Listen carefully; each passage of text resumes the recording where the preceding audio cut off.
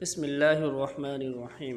السلام علیکم ورحمۃ اللہ وبرکاتہ۔ پیارے دوستو، دنیا کی نعمتیں کتنی عارضی ہیں، اس کا اندازہ آپ اس واقعے سے لگا سکتے ہیں۔ دنیا کی مشہور فیشن ڈیزائنر اور مصنفہ کریسڈا روڈریگز نے کینسر میں مبتلا ہونے کے بعد اپنی موت سے قبل یہ لکھا: میرے گیراج میں دنیا کی سب سے مہنگی برانڈ کی کار ہے، لیکن اب میں ویل چیئر پر سفر کرتا ہوں۔ میرا گھر ہر قسم کے ڈیزائنر کپڑوں، جوتوں اور قیمتی چیزوں سے بھرا ہوا ہے، لیکن میرا جسم ہسپتال کی فراہم کردہ ایک چھوٹی سی چادر میں لپٹا ہوا ہے۔ بینک میں کافی رقم ہے، لیکن اب مجھے اس رقم سے کوئی فائدہ نہیں ہو رہا۔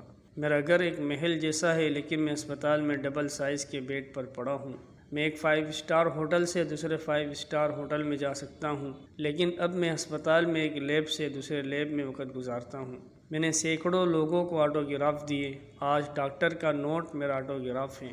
میرے بال بنانے کے لیے میرے پاس 7 بیوٹیشن تھے، آج میرے سر پر ایک بھی بال نہیں ہے۔ ایک نجی جیٹ پر میں جہاں چاہوں پرواز کر سکتا ہوں، لیکن اب مجھے ہسپتال کے برآمدے میں جانے کے لیے 2 لوگوں کی مدد کی ضرورت ہے۔ اگرچہ کھانے کی مقدار بہت زیادہ ہے، لیکن میری خوراک دن میں 2 گولیاں اور رات کو نمکین پانی کے چند قطرے ہیں۔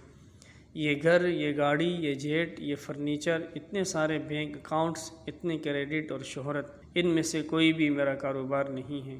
اس میں سے کوئی بھی مجھے سکون نہیں دیتا۔ بہت سے لوگوں کو سکون پہنچانا اور ان کے چہروں پر مسکراہٹ لانا ہی اصل زندگی ہے، اور موت کے سوا کوئی حقیقت نہیں۔ پیارے دوستو، یہ ایک مشہور ترین ڈیزائنر اور مصنف کی کہانی ہے، جس کے پاس دنیا کی ہر طرح کی نعمت، آسائش اور اسباب موجود تھے، لیکن ان میں سے وہ اپنے بیماری کے سبب کسی قسم کا کوئی فائدہ اٹھا نہیں پا رہا تھا۔